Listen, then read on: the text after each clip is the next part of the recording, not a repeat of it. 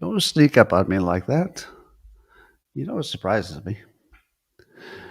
All right, your stocks look like they're kind of flat. Not much happening today. So I guess we'll do a show. How about that? Yeah, that's a good idea. Let me make sure I can see your comments here because that's what matters. There we go.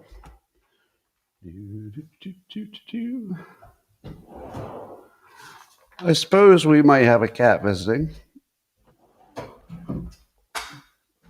but not yet. You'll have to wait for that.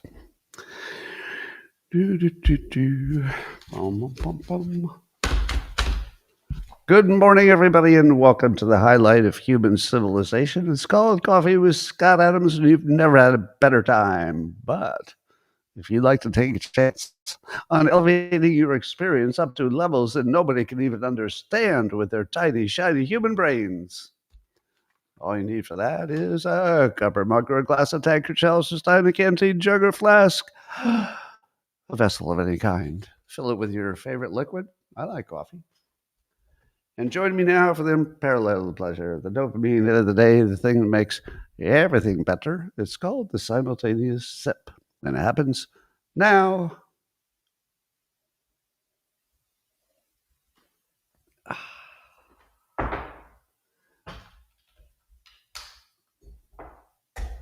All right, that was my last sip of the cup.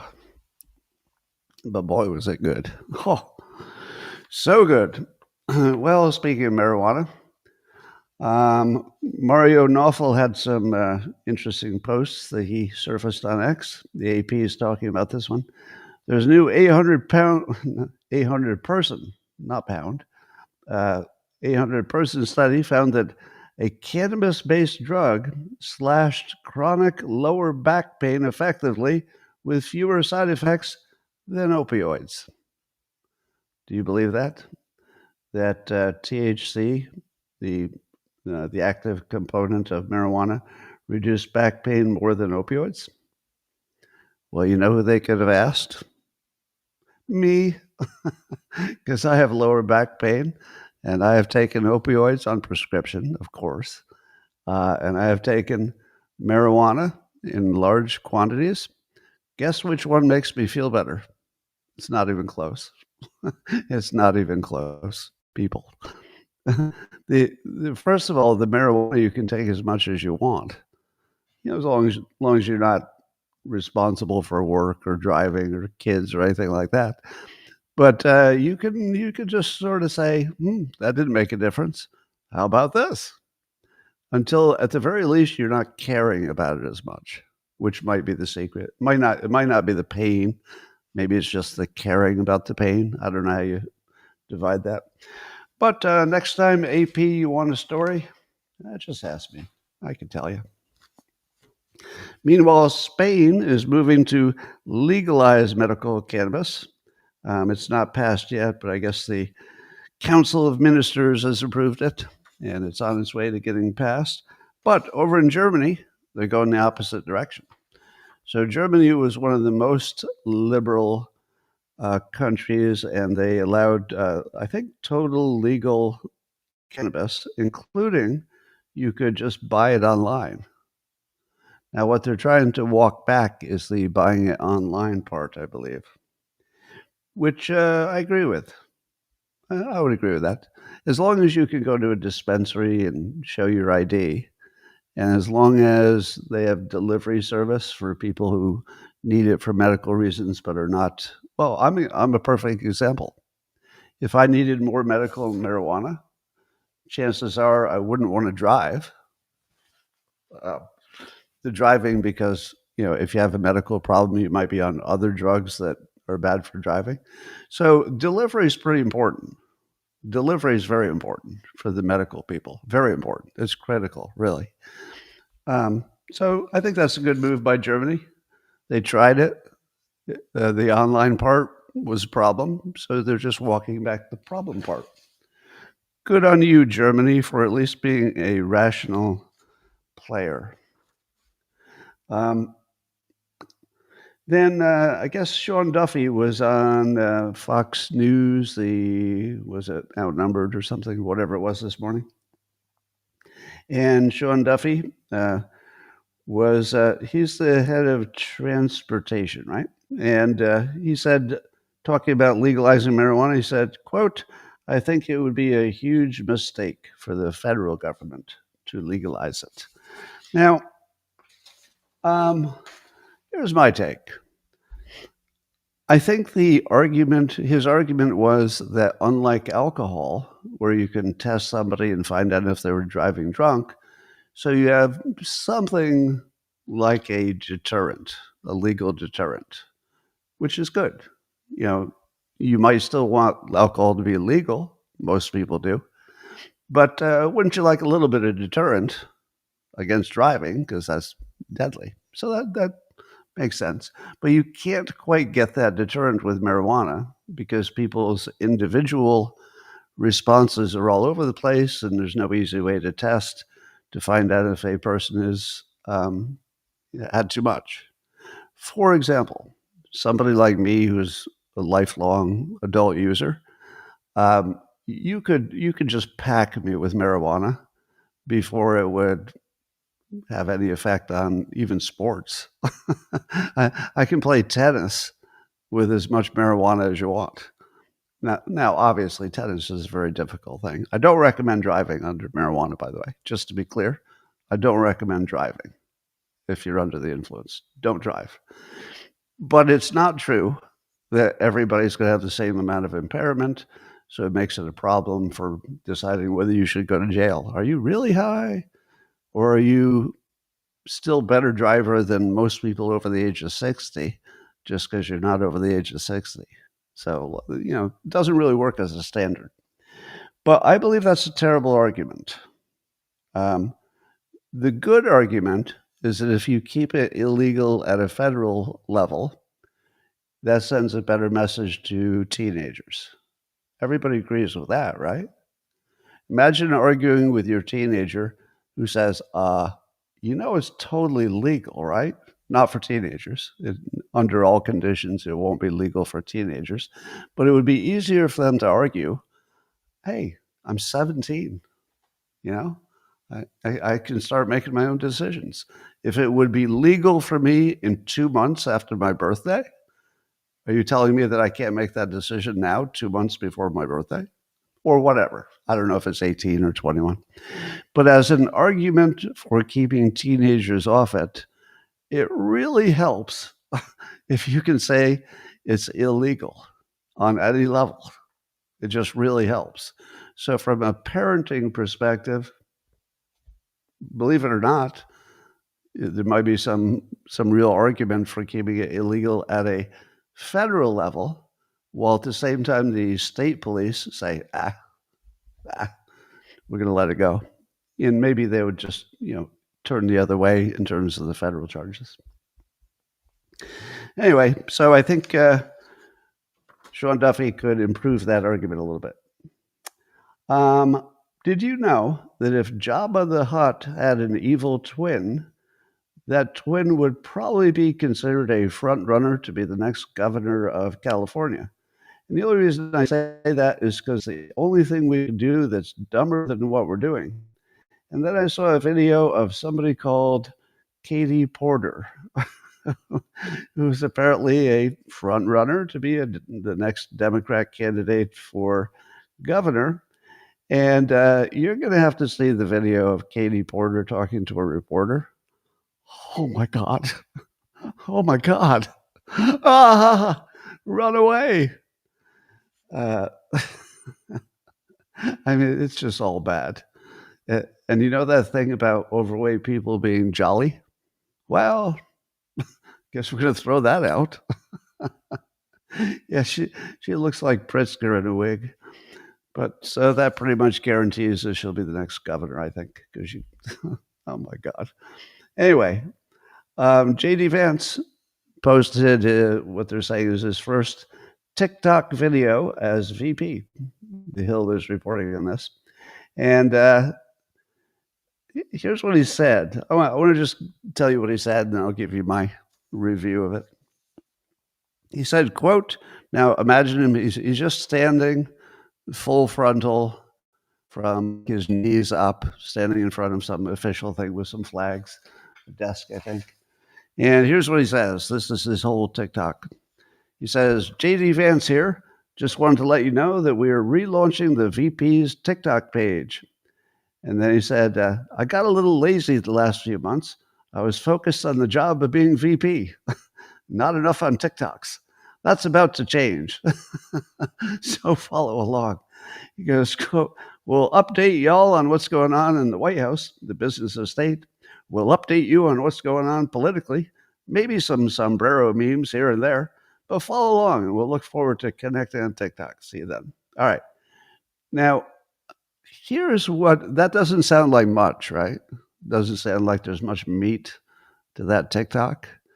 But let me call your attention to this. What were the odds that an elected member of our government, any member of Congress, just think of anybody except Trump, all right? For this one purpose, imagine Trump is not part of the conversation. He's the only one who's not part of the conversation. Look at all the other politicians. How many of them could have pulled this off? None. None. There's not another politician that could have done what he did. He was playful.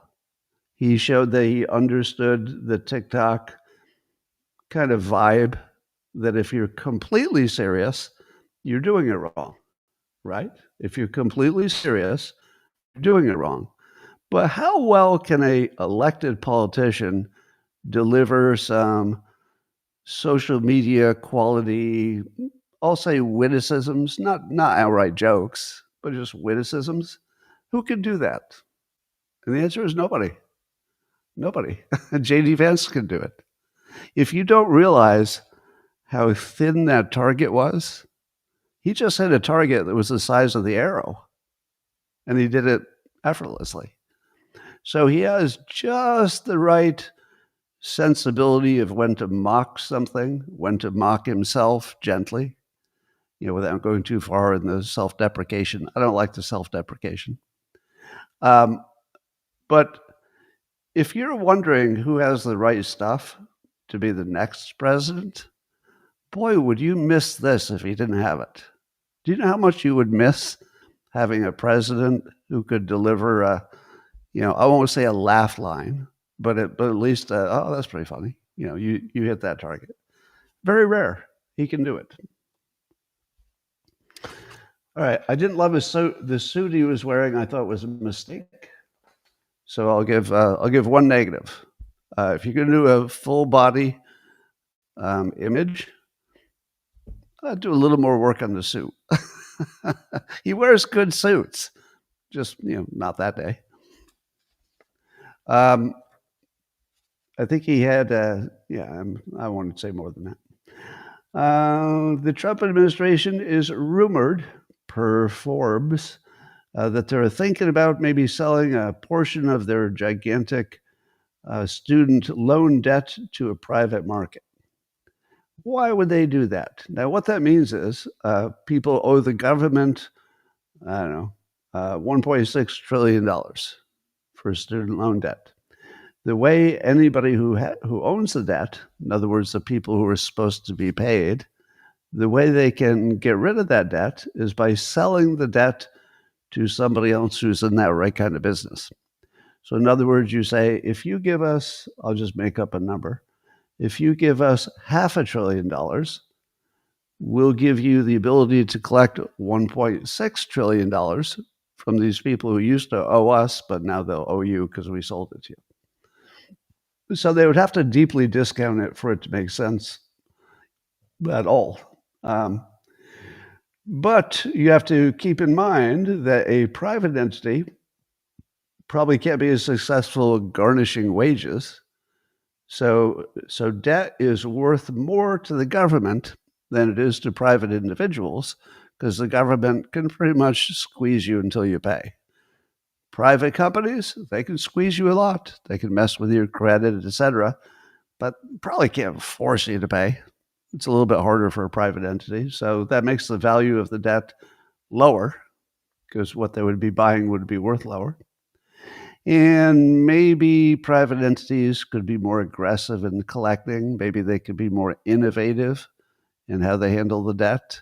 So there's something there. I wouldn't say that this is necessarily a good idea. You'd have to know the details. It's all in the details, but maybe. I mean, it's within the realm of yeah, maybe. Eric Dolan of SciPost is writing about a study. They showed that public opinion shifts your cardiovascular response during political talking. So, in other words, if they hook you up to sensors, they can determine that some political topics make your heart beat and your hands sweaty, and basically your body has a autonomic response. Now, let me ask you this: what would be more useful in understanding the American public? An opinion poll in which we already know that 25% of the people asked are going to have the wrong answer because they do on every poll, and the other 75 didn't understand the question, right? That's what an opinion poll is. If you say, can you give us your opinion on closing the government? Well, people will have an opinion, but do you think they'll understand it? They want to close the border, but do they understand all the ins and outs of the policy? The short term, the long term? Not really. So opinion polls are a good, pretty good gauge of what people are going to say. If you talk to them, they'll say those things, and that's a good gauge of that. But what about how they feel? That's what this cardiovascular response is. So this is not so much about the specific study, making a more general statement, that if you could study how people feel, like literally put sensors on their body so that they can't lie to you, you're just reading their body directly, then you would suddenly know all the right policies. Not the logical policies, but you would know what you could sell. Now imagine, and by the way, I think that Trump understands this like nobody has ever understood it. That's what it means to be able to read the room. Reading the room is not listening to the words. It's knowing how they feel. That's what he does. So if you look at the top 3 issues for voters, often it'll be stuff like crime and the border and inflation, of course, but that affects everybody. But don't you think that those are the same things that would show up on an automatic, what is it? Your cardiovascular and your other responses? If I hook you up to something and you're having a tough time paying your bills, and then I say, how do you feel about inflation? It doesn't matter what words come out of your mouth. If as soon as you hear inflation, you think I can't pay my bills, oh my God, what am I going to do? And your body starts going crazy. Now you really know something. I mean, you really, really know something. And likewise with the border, if you show somebody pictures of, non-citizens streaming over the border and say, how do you feel about that? I don't want to hear what words they use. That would be a little bit interesting, but not really. But if you tell me that if they see that picture, their heartbeat goes, bop, bop, bop, bop, bop, bop, bop, bop, oh my God, I'm under attack, which it might. For some people, it might feel like an attack. It does feel like an attack. It does. Don't you think that opinion polls should at least be augmented by smaller number of people checking people's automatic responses? So my friend Carmen Simon, who's in that line of business.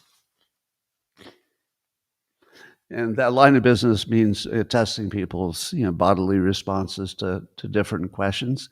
She doesn't do politics. But because I'm very familiar with her work, by the way, you should follow her on Locals, Carmen Simon, Dr. Carmen Simon. So she's usually doing corporate questions and things like that. If we do this versus that, how do you feel?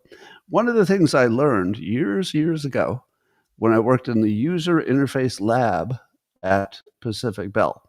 Now, I was not one of the scientists working on testing people, but we were in the same small group. So sometimes I'd get to sit in the room behind the glass and watch somebody being tested. So I learned a lot about that process. And the most surprising thing I learned is if you're testing whether people can use a user interface, what do you think is the right number of people to test? Let's compare that to an opinion poll where I don't know what the number is, but you probably want 1,000 people. Would you feel comfortable if you talked to 1,000 people? That would be a pretty good opinion poll, I think, nationally. But if you're testing people for a user interface, how many do you have to test? Do you have to test 1,000? Nope. 5. Maybe 1. Because if that person says, I'm looking all over this page and I don't see a button. And then you bring in the next person and they say, I don't even see the button. And then you bring in the third, fourth, and fifth, and they all say, I don't know where the button is. You don't have to wonder if those 5 people are coincidentally messed up and they're the only ones who can't use your user interface. You have guaranteed that it's unusable. 4 out of 5, 3 out of 5 guarantees it's unusable. You have to redo it. So if you're looking at how people feel, and this is maybe the analogy is not perfect, I realize that. But if you look at how people feel, we're way more similar in how we feel than in how we talk. So if you get an opinion poll, people will be talking in all different ways, but the way they feel about it might just be one of 2 ways. It either bothers you or doesn't bother you. And that would just be amazing if you do that on every topic. I think that's Trump's superpower, is that he can feel how people feel somehow. All right. There was a Nobel Prize awarded to the first mainland Chinese scientist, and also a woman. I think that's worth noting for China. And she discovered artemisinin malaria cure. Oh, wow. She saved millions of lives with the malaria cure. Damn, that's pretty impressive. But instead of being impressed by the science, I'm going to impress you with a joke that somebody told about this topic. This is one of the best jokes I've ever seen. And it's by Mabobo Naduki, who may or may not be a real person. I can't tell online. But you have to listen to this joke. So the article says that her name is Tu Yu, and she won the Nobel Prize. Now, this, of course, is a great honor. We should be showing her maximum respect. So her name is spelled Tu. The first name is just T-U. And then the last name is just the word you put together twice. You, Y-O-U, Y-O-U. And here's the joke from Mabogo. Also, she is the most difficult person to sing happy birthday to. Happy birthday to you. Come on. I think that joke had 16 million views when I checked this morning. That's a quality joke. That's a quality joke. That's a Nobel Prize joke right there. I hate that the joke overshadowed her accomplishment of, quote, saving millions of lives. But yeah, saving millions of lives, that's cool too. That's cool too. But are we overlooking the quality of this joke? Come on, people, let's be fair. Anyway.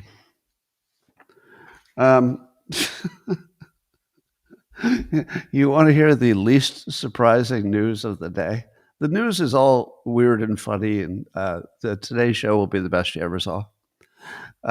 So remember, I always say that all data is fake if it matters. If it doesn't matter, maybe it's not fake.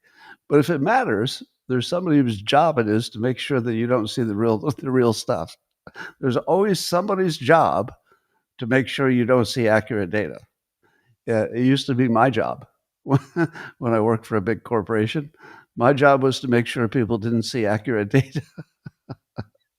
And, you don't think about it you don't think of it that way at first, but you soon realize, that we say, "Hey, I don't have good data for this branch bank or whatever that I was, monitoring, so we should just leave out the data because we don't really have data for this one bank." And the boss would say, "Nah, just make something up and just put it in there because I don't use the data anyway. I just use it if it agrees with me." He actually told me that. So so given that context, that all data is fake, if it matters, what do you think of the census data? What would matter more than census data? Maybe just the national elections, but census data is right up there, right? What else would be like way toward the top of importance of data? How about jobs data? How about those jobs, the jobs data? We recently learned that was just totally made up. One of the by far. Oh, actually, I'm not high, Irene. I'm not high at all. I will be after the show. Just it's worth mentioning that opinion. I think the news is just genuinely funny today, and I've just been sort of laughing all day. But on top of that, I won't give you the long story, but the short story is this is the first pain-free day I've had since last December. So if you think I'm high on life, oh God, I am. I didn't know that I could ever feel pain-free again. Now, it won't last. That's also a longer story. It's probably just today. But I have rarely felt better than I feel right now. Rarely, my whole life. Because, you feel better if you're coming off of something bad. There's nothing. The best meal I ever had in my life was after a week of dental work where I could only eat soft food. And the first time I had like some pasta, I thought, "Oh my God, oh, what is this? It's like God in my mouth." So that's how I'm feeling right now. So if I do seem unusually happy, you're right, but not for marijuana. And I don't drink, so it's not those two things. Anyway, back to the Census Bureau. If we know that all data is fake, if it matters, and the census matters more than just about anything, would you be surprised that there's a group called Center for Renewing America whose claim is that the census is not just flawed, but intentionally intentionally flawed. And I was thinking to myself, how are they going to convince me of that? Because everything's political, and you can't really trust some entity you've never heard of suddenly making a big provocative claim. You want to keep your powder dry, maybe see if anybody else is saying the same thing, listen to the argument, hear both sides. Well, they didn't have to do that. Apparently, the Census Bureau, according to the Center for Renewing America, has a, quote, secretive algorithm that only a handful of bureaucrats have access to, and it's called differential privacy, to scramble block-level data, hide citizenship status, and shift political power to non-citizens. Okay, you had me at secretive algorithm. Oh, but let us tell you more about why we know this data is not accurate. Nope, stop. Did you not just say secret algorithm? Yes, we did. But that's just the beginning of our argument. Stop. Take the rest of the day off. If you tell me that any part of the fucking census has a secret algorithm, we're done here. The census is bullshit. I don't know how much bullshit, but it's definitely bullshit. How about those temperature calculations for climate change, huh? Do you think that they replaced all the thermometers that went out of service or were close to heat islands? In other words, too close to things like airports that would heat them up too much? No, they used their secretive algorithm to to estimate what the temperature would be if they had measured it. So the climate change and apparently the census have always been complete bullshit. Have always been. So that was fun. Now, I know there's going to be another side to this story, and the census people will say, no, that's not true. But I'll tell you, there's nothing more persuasive to me than somebody says they got a secret algorithm. No other questions. I have no other questions after I hear that phrase. How about Obamacare? Do you think that the data about Obamacare is pretty good? Pretty clean? The people who put it into law, they had a good idea what was going to happen, and they weren't surprised at all because things went just the way they estimated it would. Obamacare? What do you think? Well, according to economist Stephen Moore, he posted on X, the real problem is that Obamacare was never actually affordable. So apparently the Washington Post, just according to Stephen, just admitted what conservatives have been saying for 15 years. Quote, this is from the Washington Post, the real problem is that Obamacare was never actually affordable. Thank you, Jeff Bezos. You know, you wonder if Jeff Bezos was at all serious about making at least the opinion part of the newspaper closer to something that would show both sides, or at least close to the middle or something. I would say this is one of the best examples of him succeeding in that narrow aim that I've seen. Can you believe that the Washington Post, you know, one of the biggest supporters of the Democrats, would say this directly? The problem was it was never a good idea economically. And that, by the way, is the best reframe for Obamacare. Here's the worst reframe. You cheap, miserable, psychotic bastards want to cut that Obamacare and take away all the affordable health care for people. What kind of monsters are you? That would be the current frame. Not so good. Here's a better one. The people who implemented it knew it would fail because it was never affordable, and now we're just paying the cost of those people who lied to you for those many years.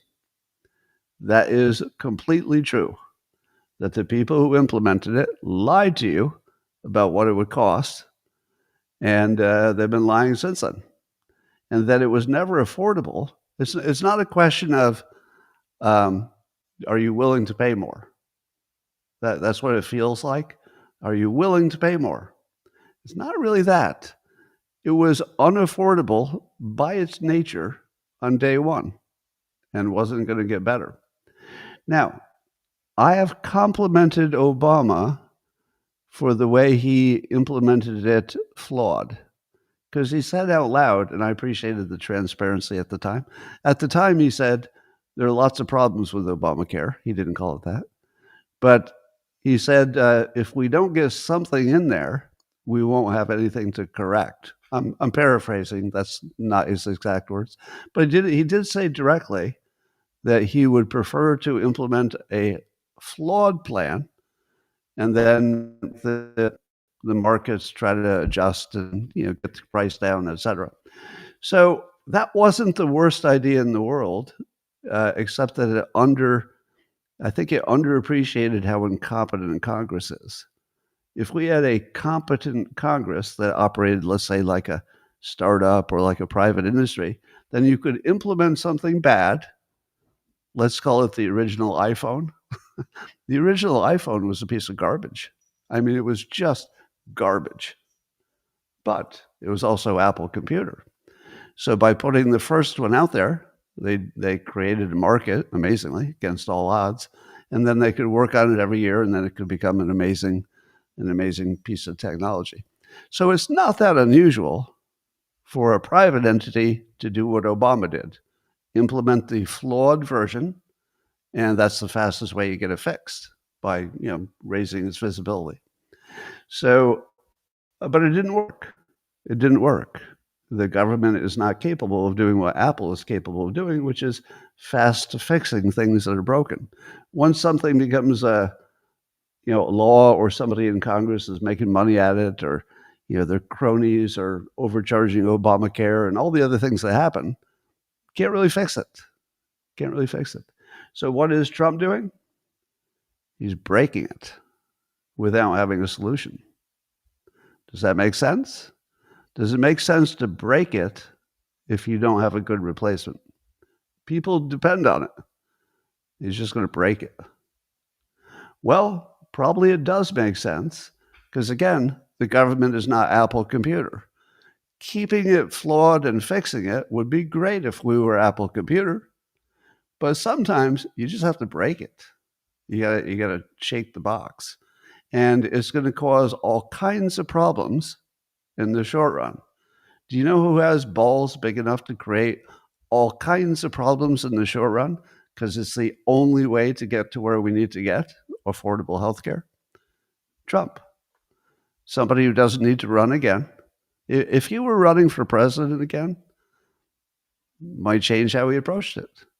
But he's got the balls, he's got the mandate, he's got the second term, he's got the right people. He can break this thing.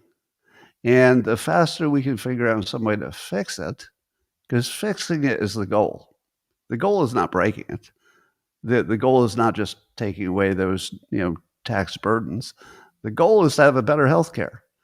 He doesn't have that yet, but boy, can he shake a box. However, there are some good things happening in healthcare that we'll talk about in a minute. Bernie Sanders, according to Breitbart News, is reporting on that. He was in an interview recently, and he said the Democrats will, quote, lose our leverage if they vote to resume the pay of air traffic controllers and service members. So talk about tone deaf. When the government is shut down, who is suffering? It's people who are at the lowest economic rung. It's ordinary, air traffic controllers, and of course service people. That's the most grotesque part of this, is if service people are affected. I mean, that's just grotesque. But to refer to it as losing our leverage, talk about not being able to read a room. Do you know how much we care about Democrat leverage when you can't pay your effing bills? If you can't pay your bills, you just hate their guts from top to bottom. And you probably don't even care who it was that blocked the payments. You just frickin' hate their frickin' guts. You imagine looking into your bank account and the money isn't there, and you know who it is. It's Bernie. And then Bernie says, we don't want to lose our leverage. Well, fuck you and your leverage, Bernie. Why don't you take your leverage and shove it so far up your fucking crinkled ass that it comes out your ears? Fuck you and your leverage. And by the way, it's not like I disagree with him. I'm not disagreeing with the point. I'm just saying, if you do this to people and then you say out loud it's for your fucking leverage, you better fix that. That is such a messaging mistake. Imagine this clown being your president. This is the opposite of reading a room, right? How can you read a room worse than this?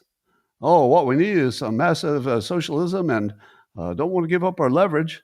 Certainly don't want to be paying those people in the military. Fuck you. Fuck you and your leverage. All right. According to Rasmussen poll, 49% of the people who were polled say the Democrats did the closing of the government for the benefit of illegal aliens. Nearly half of voters agree with a top Trump administration figure on the reason for the current government shutdown. 49%, so about half, say that the Democrats shut it down to give free health care to illegal aliens. So is the free health care to illegal aliens the reason the government is shut down? Well, it's some of the reason. but but the Trump administration is totally dominating the messaging, and they have made people argue whether or not they're helping to pay illegal aliens. I'm not even going to get into that argument. It would be easy to argue that's not exactly technically what's going on, but it would be equally easy to argue that, well, although it's not technically what's going on, it's exactly what's going on. But I can see why technically you think it's not, but it's exactly what's going on. And a lot of it has to do with who you call illegal. If you're here on amnesty, is it illegal? And then there's a question of if the hospitals are going to treat you either way, what's different?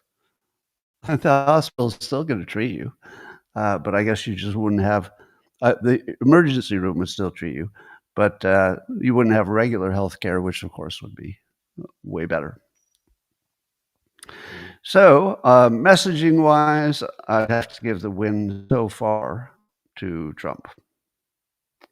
All right, here's a story about Gell-Mann amnesia. Do all of you know that now? I talk about it so much that most of my audience should recognize that. Gell-Mann amnesia. Quickly, Gell-Mann was a physicist who realized that when he read the paper and saw a story on his expertise, physics, he always knew the story was fake news. But as soon as he turned the page to, let's say, politics, he would read it like it was probably true. And one day he thought, I feel like I might be noticing a pattern here, that whenever I know the truth of the story, the news is fake. But whenever I don't know the truth behind the story, I just uncritically assume they got that one right. And so he concluded that probably all the news is fake. Would you like to see a real-world example of Gell-Mann amnesia? Now, one of the benefits, I think Bill Maher said exactly the same thing I'm going to say, paraphrasing, that if you're a public figure, you live Gell-Mann amnesia all day long, which is when you read stories about yourself or about something you're an expert on, you know it's fake news. So if you're a celebrity, you've seen the fake news about yourself over and over and over and over and over again, to the point where if you saw news about at least another celebrity, you would say, probably not. Probably there's context missing, etc. So there was a story about me yesterday. So there's an entity called the Bulwark. The Bulwark, so that's a publication. I didn't realize that it wasn't just a Democrat publication. Apparently, they're anti-Trumpers. And one of the principals there is Tim Miller, who I did not realize that before he was an anti-Trumper, he was Jeb Bush's communication director for Jeb Bush. So imagine if your prior job was Jeb Bush's communications director. Oh, poor guy. Let me summarize Jeb Bush's communication. I'm going to do a fast forward of Jeb Bush's speeches and things he said.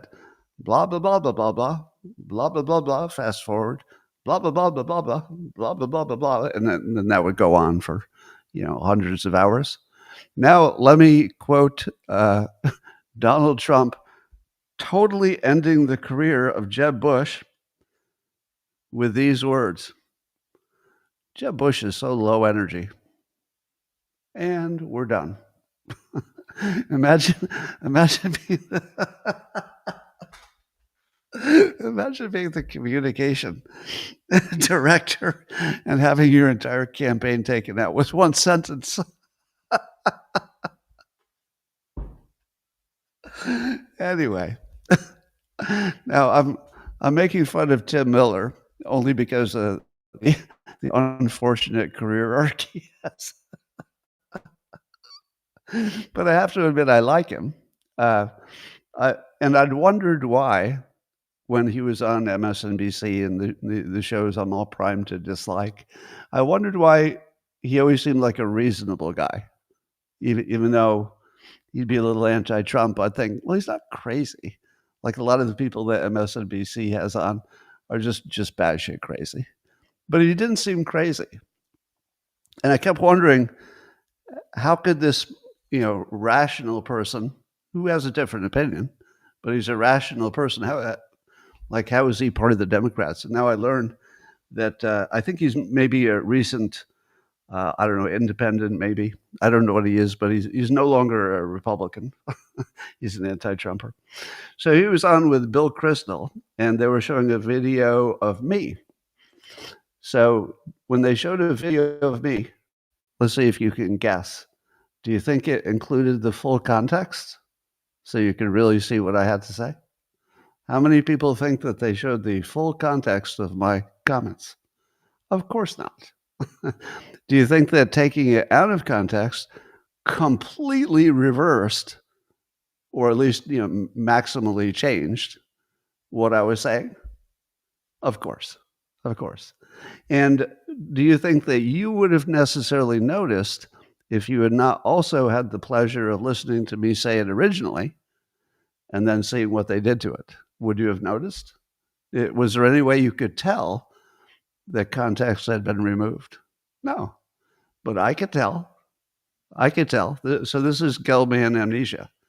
I knew what they left out, but you didn't, unless you watched me. A lot of you watched me. So here's what they included. They included me talking about how Trump was, in my opinion, he was authoritarian and a strongman. And what I meant by that is that he pushes every envelope, he kicks every door, he does everything that he can get done. Executive orders, he pushes around Israel if he can. He's a bully. And my argument was, if your perfect form of government would be exactly that guy. Now, here's the parts I left out. That I would never support him for a third term, because the system would break down.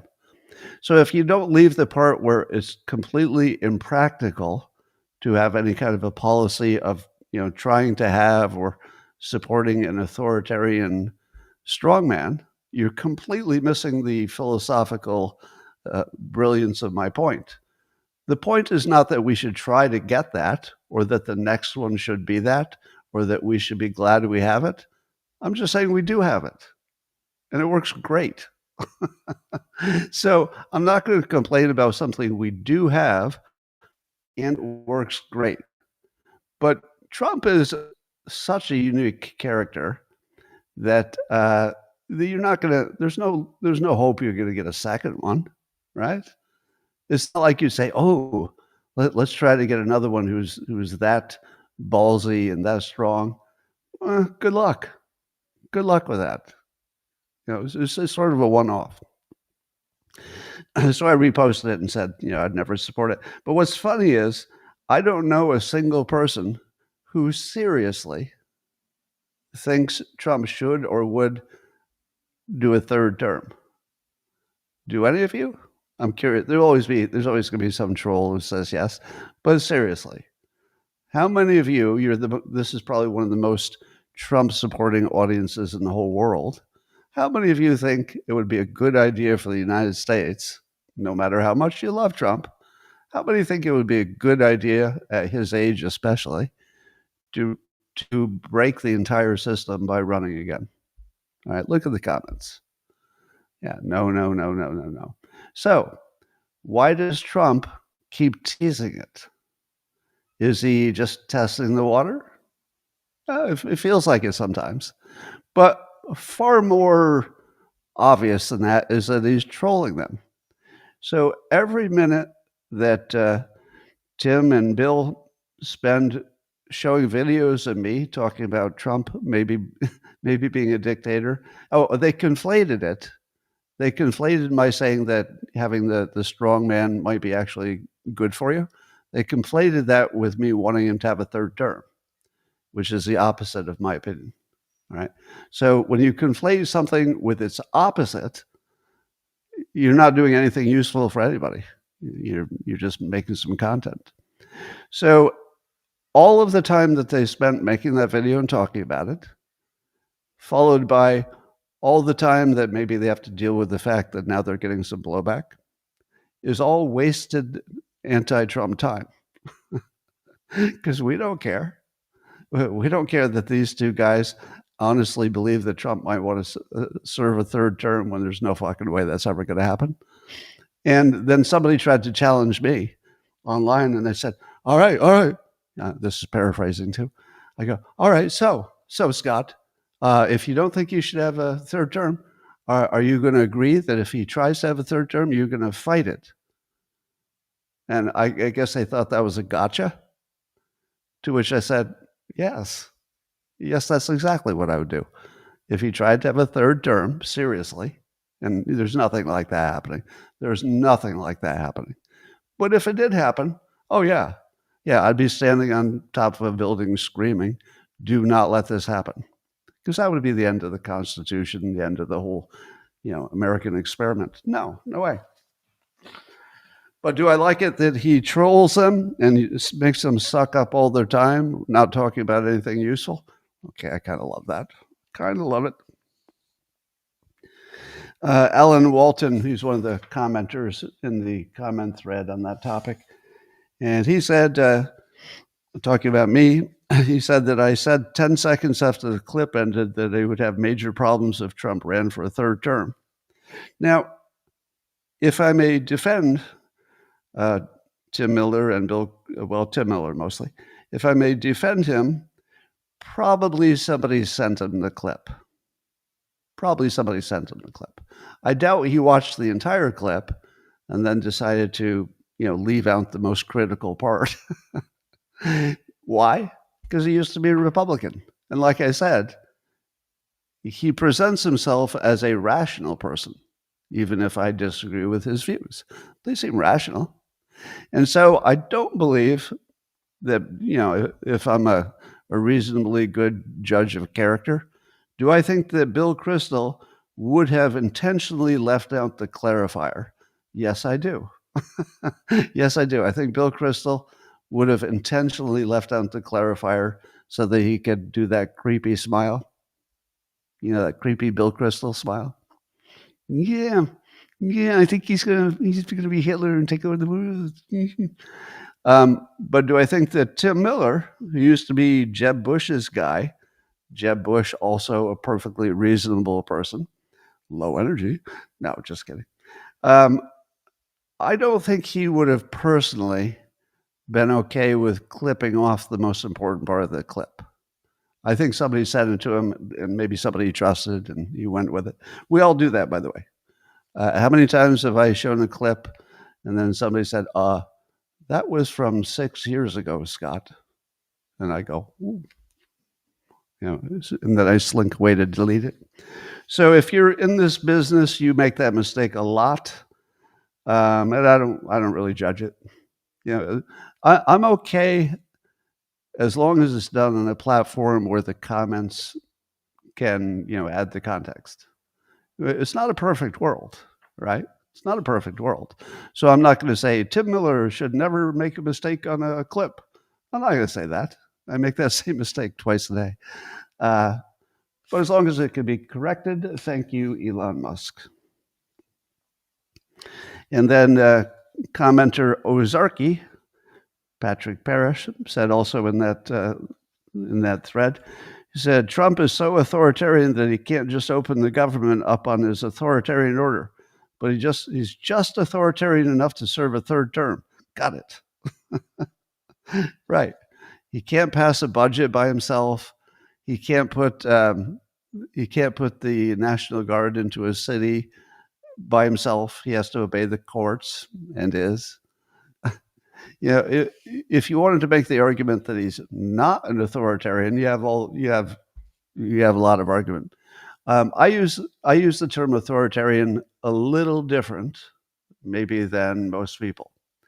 I think when some people say authoritarian, they say, "Oh, he's doing things for his own benefit," right? But that's not really in the definition. The definition is that the authoritarian has a strong focus on authority. What's another word for authority? The Constitution. What's another word for authority? The law. The law. What's another word for authority? Head of the military, defending the border. So when I see authoritarian, I see somebody who's willing to kick every door, push every envelope. But if the court says too far, he says, all right, well, we'll try something else. That's exactly the kind of strongman authoritarian I want. I want obey the law, obey the Constitution, don't take away my Second Amendment. Is that authoritarian? Because he's certainly strongly backing authority. But unless he runs for a third term, it's not about him. It's really not about him. All right. I finally decided to follow a little bit this story about the 8 senators whose phone records were monitored, not their conversations, but the actual who they called and when and how long they talked, as part of Jack Smith's so-called Arctic Frost investigation. So I guess when January 6th was still buzzing, Jack Smith was trying to figure out if Trump had planned the insurrection and was he talking to anybody that they could further investigate to find out if there had been conversations about an actual insurrection. There had not. Do you think that by now, that if there had been any evidence that an insurrection had been planned on January 6th, do you think we wouldn't have heard that by now? Seriously? None? Not a single conversation by anybody who mattered that they were planning an insurrection. None. Not a single one. And it is still, and how many people were charged with the crime of insurrection? None. None. Nobody. Nobody was even, what's the word, indicted. You know how you can get the Supreme Court to indict a ham sandwich, right? Nobody was even indicted. Nobody's admitted it. There's been no document. There's been no whistleblower. There's not even been a conversation with any normal person who attended January 6th to say, hey, do you have a minute? Could you tell me what your intention was? How many of them said, our intention is to overthrow the election and put in Trump illegally? Not a single person had that intention. Well, it's a big crowd. There might have been some crazies there. But the general crowd believed that the election had just been stolen right in front of them and were there to make sure there was time to check out their suspicions. That's it. But anyway, during the time, back in the day, Jack Smith was trying to figure out if Trump had been talking to anybody that they should find out more information about, and that included people like Lindsey Graham, Josh Hawley, and Ron Johnson, and some others that you'd be less familiar with. But let me tell you this. If what you're doing, Democrats, is pissing off Lindsey Graham, Josh Hawley, and Ron Johnson, you got some trouble coming. you got trouble coming. Those 3 guys don't take shit. Maybe the other ones too. I'm less familiar with the other ones. But those 3 guys, no, they don't take any shit. So the blowback's going to be pretty fierce. And so far, Lindsey Graham has let them have it in public. And we only just found this out. Now, legal experts are defending it because they legally got subpoenas and they stayed within the bounds of the law. Is that enough? I don't know. But they eventually the case was dropped, but only because Trump became president. So I'm going to say that maybe that's not a technical violation of law, but boy, does it sound bad. All right, let's talk about healthcare. Wall Street Journal is writing a story about Don Jr. being recently put on the board, I think in February, of a company that's trying to sell pharmaceutical meds, mostly, but mostly focusing on generics, directly to customers. And Don Jr. and others are going to be meeting with big pharma people sometime soon and trying to get that. All right, so it's called Blink RX, and they would be competing with Mark Cuban's company that does a similar, but there are some differences, called Cost Plus Drugs. Now, I went to Grok. I spent a lot of time on Grok today because all the stories needed more context than I could find in the news. But I wanted to ask you, what's the difference between this Cost Plus Drugs that Mark Cuban's already rolled out and Blink RX that is in some state of being rolled out? I don't know how much. Wall Street Journal's writing about that. In both cases, you, depending on the drug, it's not every drug, but both of them have a emphasis on generics because those are places you can save some money. But apparently you can save money on even some drugs that have insured copays. So in the case of Mark Cuban's company, Cost Plus Drugs, they can sometimes even beat the copay, not just the cost of the drug, but if you have insurance and there's a copay, they can sometimes beat the entire cost of the copay. I don't know how often that happens, but that'd be damn impressive. Anyway, so my point is that they both seem to be in the market for cutting out the middleman, so that big pharma doesn't have to go through these middleman entities that have big markups, etc. So, want some good news? So here's some good news. The good news is these are serious companies. One has the clout to bring in all the big pharma CEOs, and the other one is Mark Cuban, who has all the clout in the world. And they're going to be, it looks like, competing against each other. Now, I don't know enough about either company to know what the competitive matchup would be.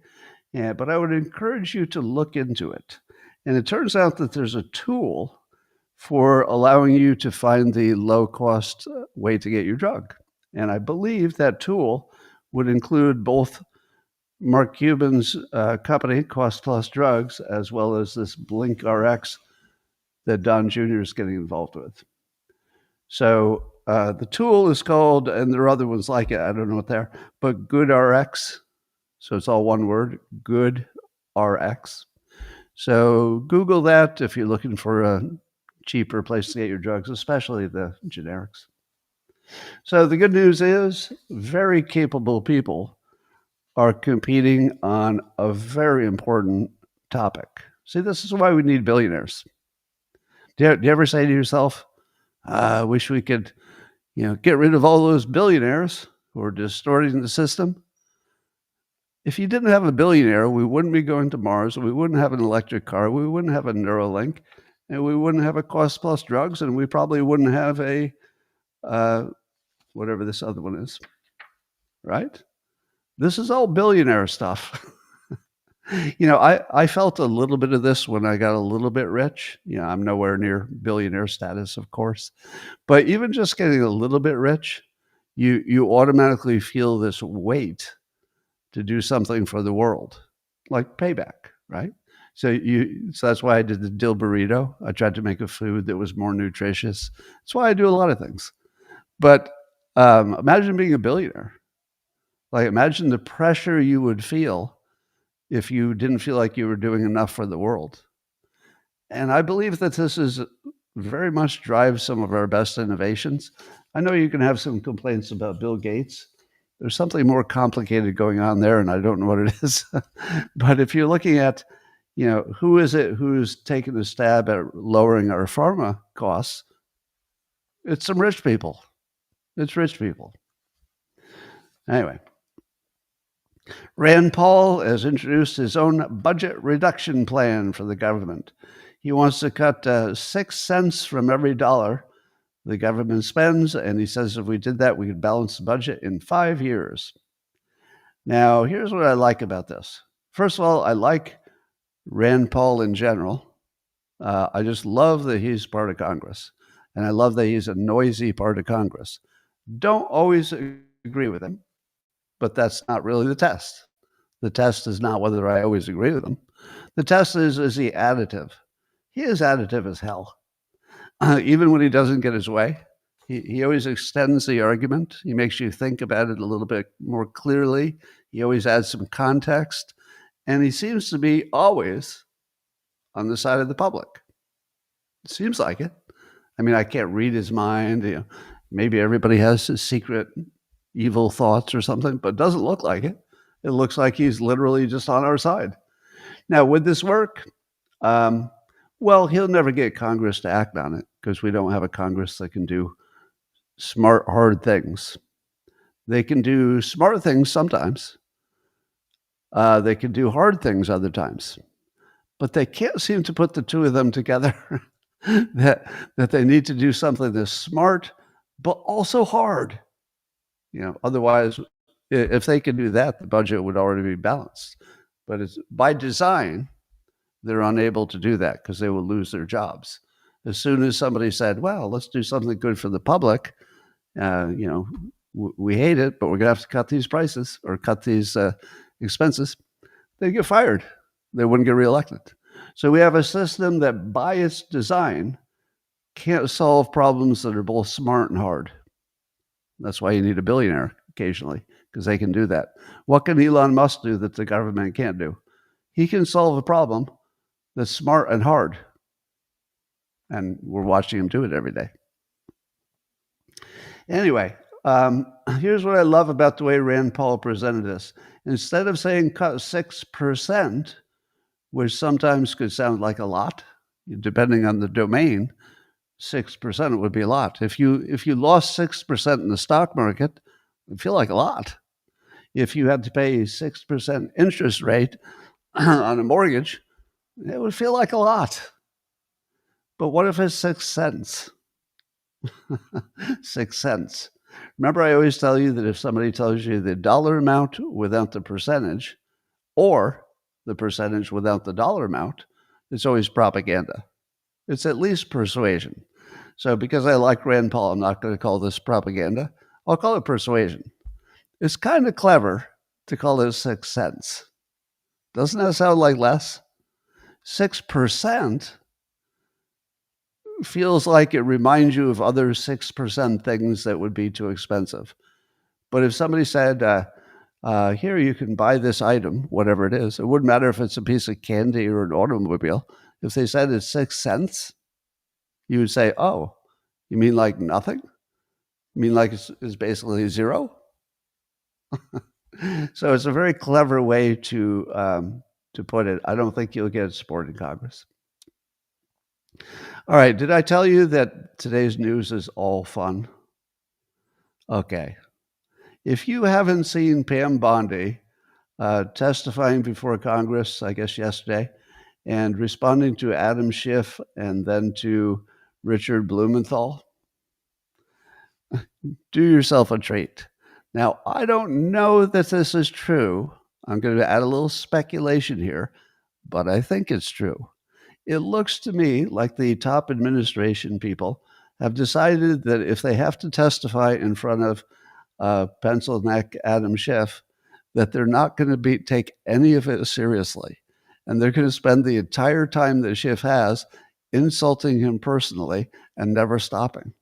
Never answering the question, just insulting him personally while it's on CNN and MSNBC until he runs out of time.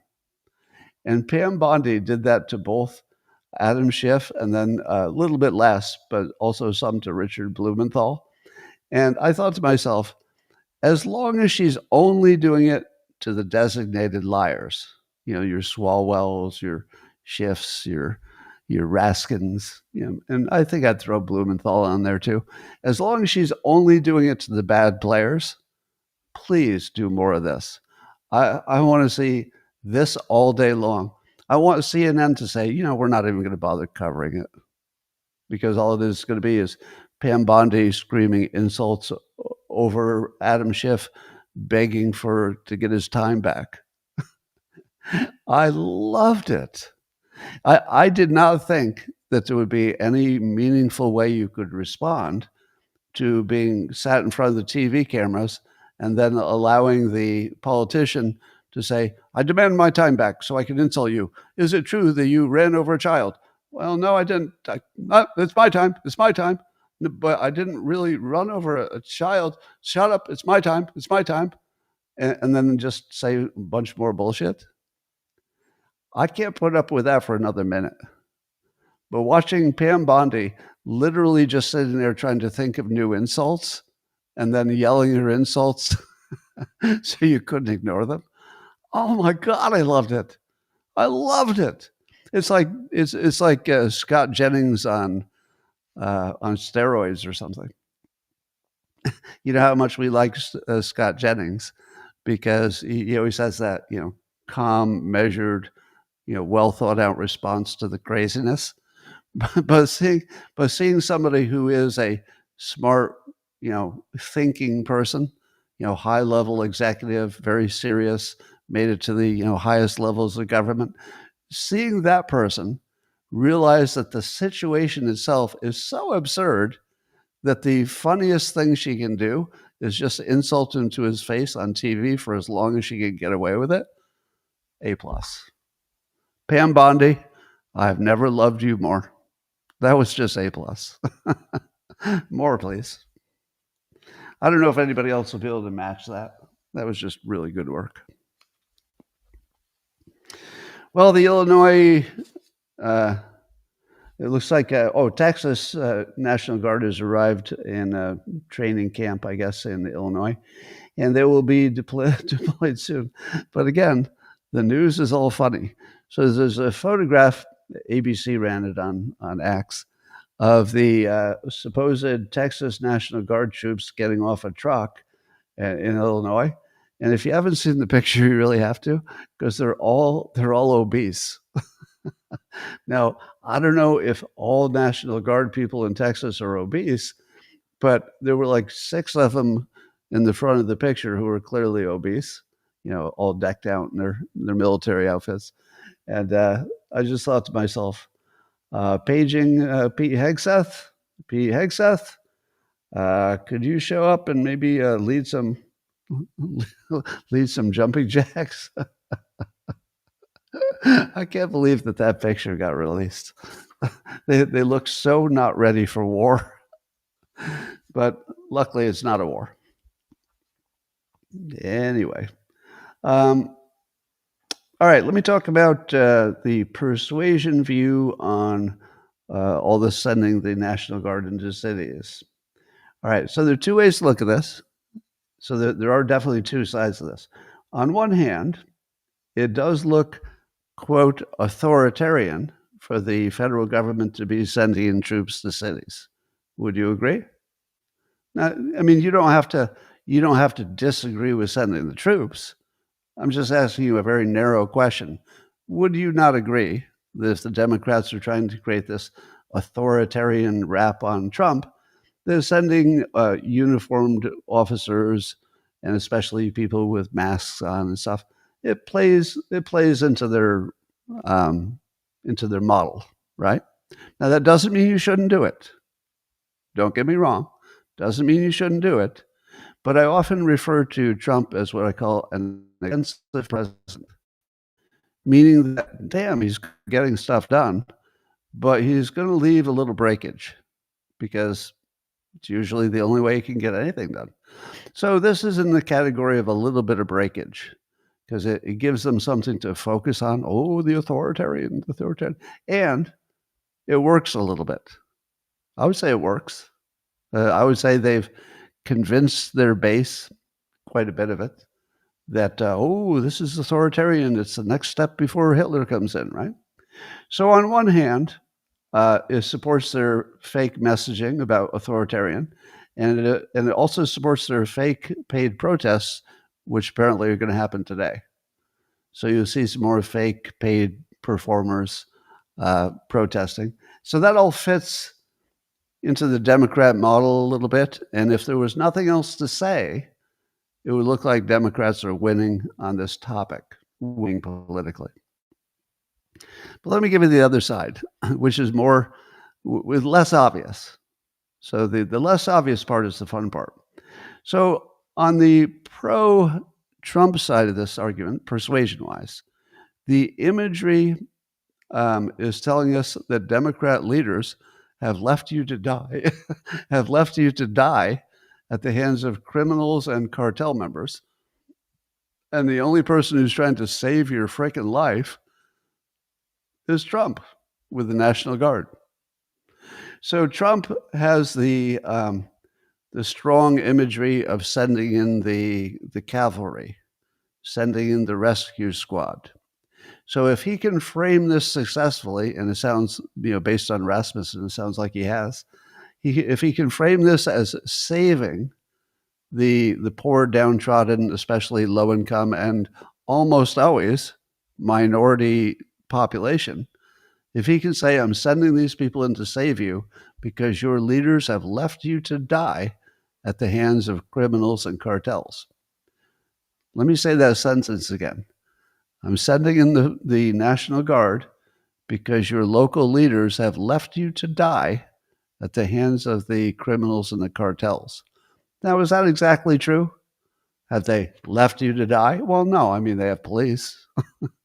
And it's certainly not their intention for you to die. But feel how strong that is. Your leaders are leaving you to die. I'm sending somebody to save your life. Do you feel that? Now, remember I was mentioning earlier Dr. Carmen Simon and her experiments where she can put sensors on your body and find out how you're responding to different messages? How do you think you would respond to that message? Your leaders are leaving you to die at the hands of criminals and cartels. I'm sending in the military to stop them. I feel like that's just a dead winner. I shouldn't say dead. But I believe that Trump has once again correctly read the room. I believe that when people answer polls, they answer it with words. In other words, they've got a point of view that matches their team, and that's been put into words by other people. And then if you're asked your opinion, you'll look at the words and you'll say, what words do I have that is the answer to that opinion? But you'll be dealing on the word level, also known as the policy level, the word level. Trump is dealing on the stay alive level. Stay alive. Live. Don't be stabbed by a bad guy. Are those similar? Do you think the people who are dealing on the word level, even though those words do play through into polls, which would make it look like it's a closer debate than it really is, on the visceral, physical level, this is a blowout. It's an absolute blowout. But it won't be until after it works that 80% of the country will see it was a blowout. But you can't beat, I'm going to keep you alive. You can't beat that. How do you beat that? And by the way, it's close enough to true because everybody feels that, the impact of crime. Everybody feels it.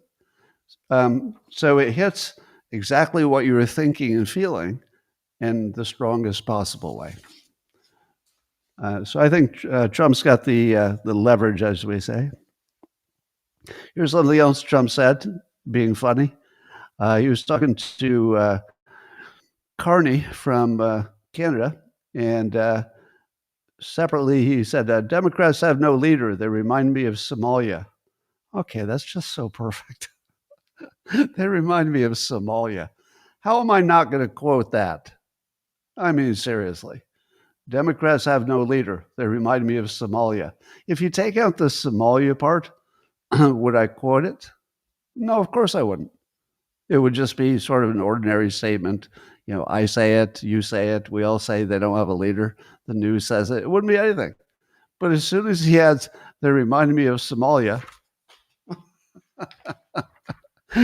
part of your brain goes, and then it burrows in, and persuasion wise, it becomes an association that you can't lose. Will I ever forget, ever, for the rest of my life, will I ever forget that Trump compared the Democrats with no leaders to Somalia? No, I won't forget that for the rest of my life. Well, the rest of my life might not be that long, but the rest of you, you might remember it too. And then he had another witticism. You had to see this one to see how well he pulled it off. But so Mark Carney is sitting in that official chair that the leaders always sit in next to the president. You know, so the two of them are facing out on these chairs. Fox News is reporting on this. So Mark Carney is talking, and then the part that's hard to explain unless you see the video, which is worth seeing, is that Trump interrupted him. All right, so it's hard to tell a story with an interruption in it, but he interrupted him. And so Mark Carney starts out by saying, this is, in many respects, the most important. Trump interrupts him, and he finishes his sentence with, the merger of Canada and the United States. So Carney laughs, like genuinely laughs. And, you know, he said, no, not that. The people attending all laughed. They all laughed. And you know how people always say that Trump never laughs? He was totally laughing. Like he doesn't do ha ha ha ha. You know, he doesn't laugh like I do, but he was laughing. He had a smile wrapped around his face. He knew he pulled it off. So, you know, he was happy about it, I'm sure. But I don't know if I told you this story, but it reminds me of a joke I'd heard from Jared. And I wondered if there was any influence there that with jokes, there are only about 100 jokes in the world, and everything else is just changed in the names of the people in the joke. So it makes me wonder if Trump had been exposed to this. And I may have told this story before, but I'll tell it again. So in 2018, when I was invited to meet with Trump, just because it was summer and he was in a meeting with some supporters, nothing important. And I was waiting in the waiting area to be allowed into the Oval Office. And Jared comes walking by through the outer office on the way to work. And he was with another gentleman. And I guess he recognized me from, I don't know, probably the podcast. And so he makes a point to stop and introduce himself. But of course, he introduces the person that he's with as well. So he introduces himself and he says, this is so-and-so. He's the finance minister of Mexico, and he's here to pay for the wall. Now, the finance minister belly laughs. Jared laughs. I belly laugh because it was a great line. Like the humor depends not just how clever you are, but where you say it and in front of whom. If you do the right joke in the right audience in the right time, it's magic. And that was kind of magic. It was just brilliant. But doesn't that remind you of a little bit of Trump's joke? to try to infer that you know your other party from the other country is totally on board, but you're just joking about it. Now, is Trump also serious about the possibility of merging with Canada? I say yes. I would say yes. And it's not the worst idea in the world. I think it would be hugely difficult, and it would be, you know, it would come with its own risks and everything else. But I think.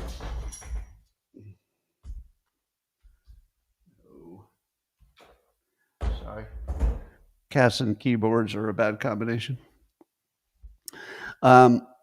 But I think that turning that into a joke and then turning his relationship with Kearney from very contentious into two dudes joking is brilliant.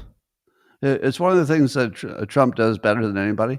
If you're doing what he likes, he's going to go at you as hard as anybody can go. I talk about this all the time. It's great persuasion. If you don't do what he likes, he goes after you hard. If you're at the moment doing things he likes, and I guess he was getting along with Canada at the moment, he makes a joke, he slaps him on the leg, they have a laugh. Now he's his best friend. And he praised Carney like more than I've seen him praise other people. I mean, he genuinely seems to respect Carney's judgment and skill. So that's all good news for U.S. and Canada. We'll see where that goes. Meanwhile, over in Hungary, they're passing a lifetime tax exemption to mothers of 3. So if you have 3 kids, you just don't pay taxes. Now, what do you think of that idea? Is there anything missing in that story? What is it that's obviously missing in this story? And I had to go to Grok to get the context. Well, the obvious thing that's missing is what is the base tax rate in Hungary to begin with? If the tax rate was 1%, it's nothing. If the tax rate was like America, up to 50%, oh my God. I mean, that would be a gigantic policy. Turns out that Hungary, according to Grok, their tax rate is 15% for just everything. Income, investments, just 15. So it's a lot easier to go from 1.5 down to 0 for a special class of people, mothers, who are adding to the economy. That's a lot easier than going from rich people paying 50% to, well, we'll let you get away with none. How about none? You just have an extra kid. Do you know how fast I would have 3 children if it meant I paid no taxes? It would take me 9 months. If I could pay no taxes in the United States, because remember, I pay half of my income in taxes. If I could take that to 0, I could find 3 women. Wait. No, it wouldn't work with 3 women. You'd have to have 1 woman with 3 babies. Okay, it would take me 27 months, plus a little recovery time. But yeah, I would have 3 kids I didn't plan on having to save a gigantic amount of money. As long as I didn't have to be too active in the raising of them. I'm not good at that.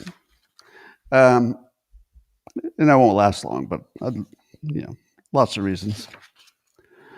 All right. I know I'm going super long. Do you mind?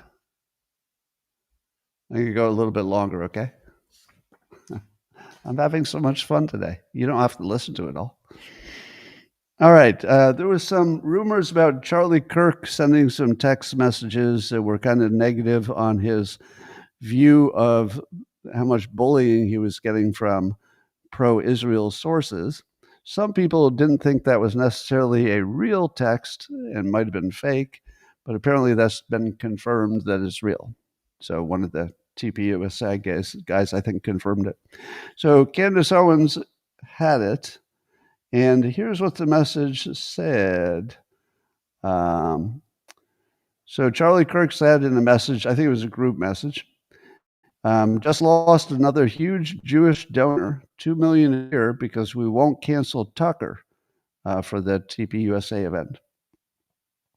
And then he says, I'm thinking of inviting Candace. Now, those are connected thoughts because both Tucker and Candace are accused of being anti-Israel. So if he lost $2 million because he won't cancel Tucker, it looks like he was going to double down and invite Candace, sort of a big FU to the people bullying him. So then some other member didn't like that, I guess. And then Charlie went on to explain Jewish donors play into all the stereotypes. Okay, that's probably something you don't want to say in public. Um, and then it says, I cannot and will not be bullied like this. Now, let me explain. He's not saying all Jewish people are like the stereotypes. He's saying that the Jewish donors, the ones he's dealing with, are acting like the worst stereotypes. I probably wouldn't have said that. That feels like a little unnecessarily provocative, but also probably completely accurate, meaning that he dealt with these donors. I didn't. I have no reason to think he's a liar. So if he says my honest reaction to this is, why are you acting like the worst stereotypes? And I'm out. Seems fair. And then he says, quote, leaving me no choice but to leave the pro-Israel cause. Wow. So now the accusations, which I do not believe. Let me say it up front, and then I'll say it one more time when I'm done. I don't think Israel put a hit on Charlie Kirk. I do not think there's any chance that Israel put on a hit on Charlie Kirk. There was a reason. They had a good reason. Because if Charlie Kirk turned against Israel, he did have enough clout in the United States, and the United States is vital, I believe Israel would say, to their survival. They would feel an existential threat by the fact that he said directly, I'm going to leave the pro-Israel cause. Did Israel have an incentive to murder him? Yes. Yes. Let me say it again. I do not believe Israel had anything to do with killing him. Here's why. The bigger existential threat would be caught doing it. And we always catch everybody. We're in a world where you kind of do catch everybody if you care enough. Do you think that Netanyahu, as smart as he is strategically, and even if you hate him, even if you think he's a monster, he is a genius, like the literal kind of genius, strategically genius. Again, I don't agree with everything he does. That's not the point. But do you think somebody as smart as Netanyahu would take any chance of permanently ruining the U.S. as an ally? And I think the chance would be, at the very least, 25%. Like even if Mossad came to him and said, look, we got a plan to take out this critic, and it's really important to Israel that we do take him out, but I think we can get the risk down to 25% of getting caught. You think he'd take that? Nope. Not a smart person. No smart person in the world would take that. How about, and especially, let's add to the fact that they knew each other. They knew each other. How hard is it to do a hit on somebody you know personally? That's got to be pretty hard. I mean, you have to be pretty cold to do that. I'm sure leaders do it, but it's pretty tough. So if you look at it from the point of view that Netanyahu is not a moron, there's no chance that he would have greenlit this, and there's no chance that Mossad would have done it on their own. So I'm going to say again, there's no chance, in my opinion, that Israel was involved in a hit on a beloved American person who, if they got caught, even 1 or 2% chance of getting caught is the end of Israel. I mean, that wouldn't just be a hard week. I mean, that could very well be the end of Israel. If they pissed us off that much and got caught, I mean, it's not like we don't have contentious things and they spy on us. I'm sure we spy on them. They try to bully us. We try to bully them back. I mean, that stuff seems more like normal countries, pursuing what's good for their country. I don't hate all of that. It's more like the give and take you expect.